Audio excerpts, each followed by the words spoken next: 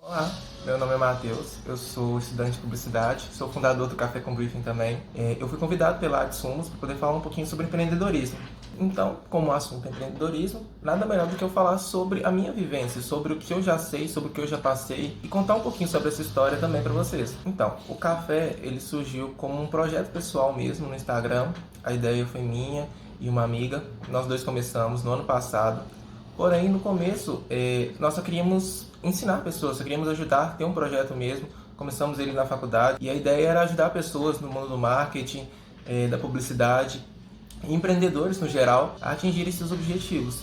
Porém, com o passar do tempo, as pessoas viram que a gente poderia ajudar elas de outra forma, não só ensinando, mas sim fazendo também, diretamente com a pessoa, diretamente com a empresa. Então foi assim que surgiu a ideia do café, que era só um Instagram de publicidade, virar uma empresa. Mas quando eu tive essa ideia de virar empresa, já era só eu, a outra garota já tinha saído. Quando eu tive essa ideia de virar empresa, eu tive 4 problemas. O primeiro, qual público atender? Bom, se a gente já atendia empreendedores, já conversava com empreendedores no Instagram, já conversava com pequenas empresas no Instagram, então por que não continuar? Então nós continuamos com esse público que já era o nosso. O segundo, eu não sou designer, então era um pouco complicado eu oferecer serviços de criação que geralmente são o que as pessoas procuram. Eu tinha esse problema. O que eu pensei? Olha, eu não sei fazer isso, mas eu sei planejar, eu sei organizar. Então o que eu vou fazer? Vou procurar uma pessoa que sabe design, um designer.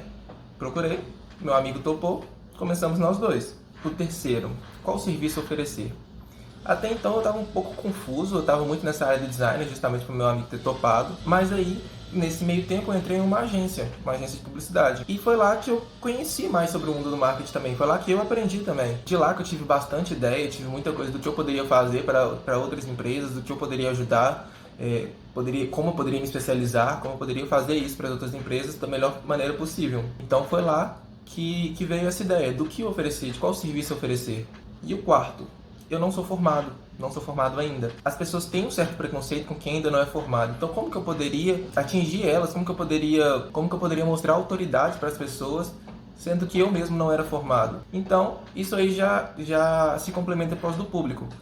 Essas pequenas empresas, esses empreendedores, eles costumam confiar muito nas outras pessoas, nos sonhos das outras pessoas, porque eles também estão vivendo um sonho. Então isso é muito legal, porque as pessoas confiam em mim, mesmo sem eu ser formado, elas sabem que eu tenho capacidade e eu provo isso para elas também. Daí pronto, eu já tinha resolvido tudo, não tinha mais nenhum problema, mas eu precisava do meu primeiro cliente. O que eu ia fazer? Contar com a família. Minha primeira cliente foi minha mãe. A gente fez uma logo para ela de graça. Essa logo virou caneca, virou cartão de visita, virou carimbo, virou quadrinho, tipo esse aqui, ó. A gente tem que começar com alguém e a primeira pessoa foi minha mãe. Foi o nosso teste. Minha mãe era recém-formada, então minha mãe conseguiu espalhar para toda a sala dela e só daí nós atendemos umas 10 pessoas. Consequentemente, nós fomos ganhando visibilidade. Então, aquelas 10 pessoas compartilharam para mais 10 pessoas, compartilharam para mais 10 pessoas. E pelo preço que a gente cobrava por estar começando, muitas pessoas gostaram do serviço, porque era um ótimo serviço, e também gostaram do preço. Então, assim, isso foi ótimo para poder crescer nosso portfólio. Nós fizemos um portfólio do zero, tá? Nós não usamos o portfólio do nosso designer. Começamos do zero mesmo, o portfólio do café, que está crescendo até hoje. Mas esses eram alguns serviços avulsos. Então, assim, eu ficava morrendo de medo de no próximo mês não ter serviço. E eu não sabia o que fazer, então eu tive uma meta. Eu queria pelo menos um cliente fixo até o final do ano. Isso foi em março. Pouco tempo depois, uma cliente me chamou, dizendo que tinha indicado uma pessoa que estava procurando redes sociais, gestão de redes sociais pra gente. Eu falei, claro, nunca tinha feito isso, ia ser nosso primeiro cliente. E aí a pessoa me chamou, Rafael, ele é dono da RM Credit, que é uma empresa de empréstimo consignado. Ele me chamou falando que queria fazer gestão de redes sociais. Nós conversamos, vi as dores dele, ofereci soluções para ele topou a mais básica porque ele estava começando ainda no digital, mas assim, foi um trabalho muito bom que a gente fez. Mas eu não sabia nada de empréstimo consignado, nada. Então, o que eu tinha que fazer? Ou desistir ou aprender. Eu fui aprender. Então assim, aprendi bastante coisa, não tudo ainda, direto eu tenho que perguntar coisas para ele. E ele me ajuda, ele é tranquilo. Novos empreendedores são assim, as pessoas ajudam uns aos outros. Ele me pergunta, nós conversamos sobre marketing direto, nós conversamos sobre empréstimo consignado direto. Então, não tenha medo de perguntar, não tenha medo de de novos desafios. E pouco tempo depois, cerca de 2 meses depois, ele chegou para mim e falou assim: Matheus, eu tô querendo aumentar meu contrato, porque ele viu que estava dando resultado. Então ele viu que era possível ele aumentar o contrato dele para dar mais resultados ainda.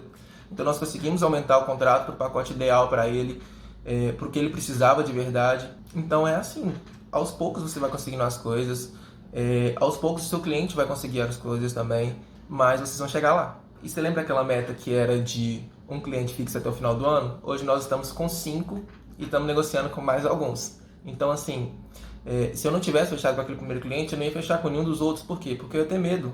Eu não ia conseguir fazer. Você tem que ter coragem, você não pode ter medo de fazer as coisas. Se você tem um sonho, corre atrás. E parece até clichê falar, mas as pessoas elas não querem mais o produto mais chique, o produto mais caro. Talvez algumas até queiram. Mas assim, as pessoas querem um produto que vai solucionar os problemas delas pelo menor preço possível. Se o produto que vai solucionar o problema delas é só o mais caro, ela compra o mais caro. Mas elas querem o que vai solucionar aquela dor dela, o que vai resolver o problema dela do jeito mais acessível. Então por isso que startup dá tão certo. Elas tentam resolver o problema da sociedade da forma mais simples e inovadora possível. Um exemplo é a Uber. 10 anos atrás as pessoas pagavam um absurdo para poder chegar no centro da cidade, esperavam 30 minutos, 40 minutos para o táxi chegar em casa. Se fosse uma urgência, você tinha que chamar 2 horas antes para você conseguir chegar até o local. Hoje em dia você abre o aplicativo, aperta lá onde que você está, onde você quer ir, até ler onde você está, o aplicativo já lê sozinho, já coloca os locais que você costuma ir como salvos, e aí você chama o aplicativo, 5 minutos ele está na sua casa. Mas por que deu certo? As pessoas que procuram, que pedem carros, o que elas querem?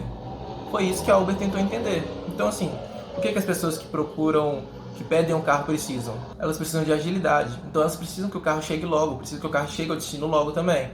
Então elas procuram agilidade.